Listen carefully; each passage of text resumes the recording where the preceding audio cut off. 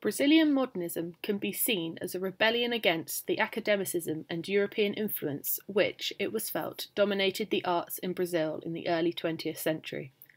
Modernists such as Manuel Bandeira and Oswald de Andrade sought to create new and authentically Brazilian methods of expression in order to keep Brazilian culture and thought in keeping with the modern age. Rather than depending on Portuguese literary traditions, modernists attempted to reflect colloquial Brazilian speech and often in their works explored distinctively Brazilian themes based on native folklore and legend. Their experimentation with the arts had a wider purpose than just literary reform. Their primary concern was social change. The modernist movement first came under the spotlight in 1922 with its Semana de Arte Moderna, the Week of Modern Art, held in Sao Paulo, during which lectures were held discussing the aims of modernism and readings were held by modernist poets such as Mário de Andrade. However, soon afterwards the movement split. Some modernists thought that the focus of the movement should be on nationalism and radical social reform. Others lost interest in the political activism of the movement and instead preferred to concentrate on its aesthetic principles of unconventionality. As a result, by 1930, only 8 years after the Semana de Arte Moderna, modernism lost its coherence as a movement. Nonetheless, it is still seen to have been highly influential for the development of contemporary Brazilian art. For Nunes, there are 10 fundamental characteristics of Brazilian modernism. 1. The rediscovery of Brazil. 2. The valorization of primitivism as a force which shapes the social and racial reality of the country reflected in an intensive search for folklore. 3. The use of spoken language instead of written language, the inclusion of both the language and rhythm of colloquial speech.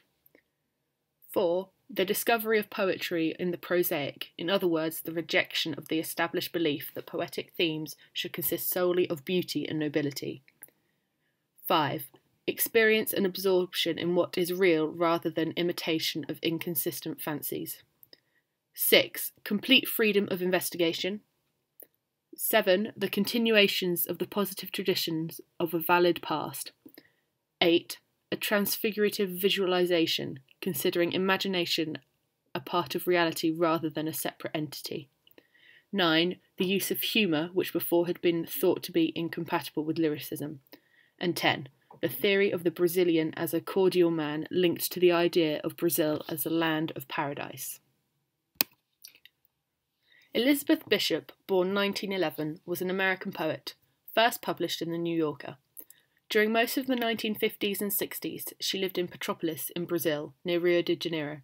Having grown up in North America and then migrating south in her adulthood, Bishop's work can be seen to address what has been called the frigid tropical dichotomy of a New England conscious in a tropical sphere. Or, in other words, the contrast between these two worlds. Slater writes that Bishop is the only major contemporary American poet with a deep first-hand knowledge of Brazil.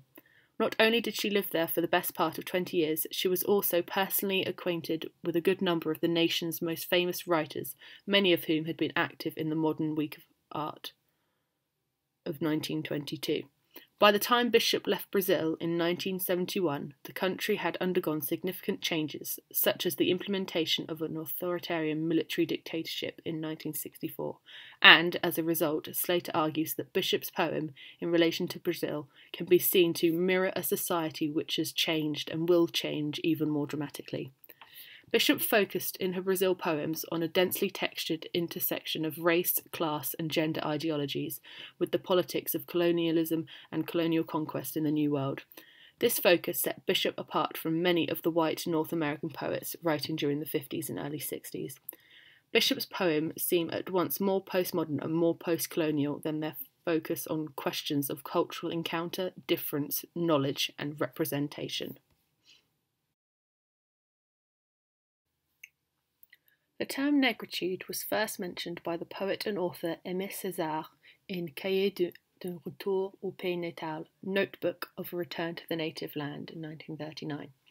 In this text, this term is defined as the simple recognition of the fact that one is black, the acceptance of this fact and of our destiny as blacks, of our history and culture. At the centre of this movement, then, is the total rejection of European colonisation as a device to disperse blacks from Africa. In other words, it was a movement to reclaim black heritage taken from them because of colonisation. Negritude was a literary and ideological movement originating from France and the French-speaking black writers and intellectuals. It was founded by les trois pères, the three fathers, Aimé Césaire, Léopold Sédar Senghor, and Léon Gontran d'Aumar. After meeting while studying in Paris in 1931, they published L'étudiant noir, the black student, in 1934 as a devotion to the concept of negritude. The Negritude writers attempted to invoke a pan-national black African social and artistic identity, making some use of surrealism artistically and Marxism politically. Negritude criticised the West's materialism, individualism, violence and rationality, contrasting them with African values of group and tribal solidarity, rhythm and symbol in art, poetry and religion, peacefulness and intimate connection to nature. Negritude was heavily influenced by the Harlem Renaissance in the United States, which sought to reconceptualize the Negro apart from the white stereotypes that had influenced black people's relationship to their heritage and to each other. They also sought to break free of Victorian moral values and bourgeois shame about aspects of their lives that might, as seen by whites, reinforce racist beliefs. The Harlem Renaissance and Negritude could be said, then, to be the precursor to the Black is Beautiful and separatism campaigns and ideologies during the civil rights movement of the 50s and 60s in America. The Negritude movement had many sympathisers, such as the existentialist French philosopher Jean-Paul Sartre. In 1948, Sartre labelled Negritude writers as Black Orpheus in his preface to Léopold Sédar Senghor's anthology of black literature, Anthologie de la Nouvelle Poésie Nègre et Malgache. In this preface, Sartre argues that the black man uses his damaged being to create a more positive sense of self, to redefine and discover himself and his culture. To do this, he must discard white cultural traits enforced on him through colonisation.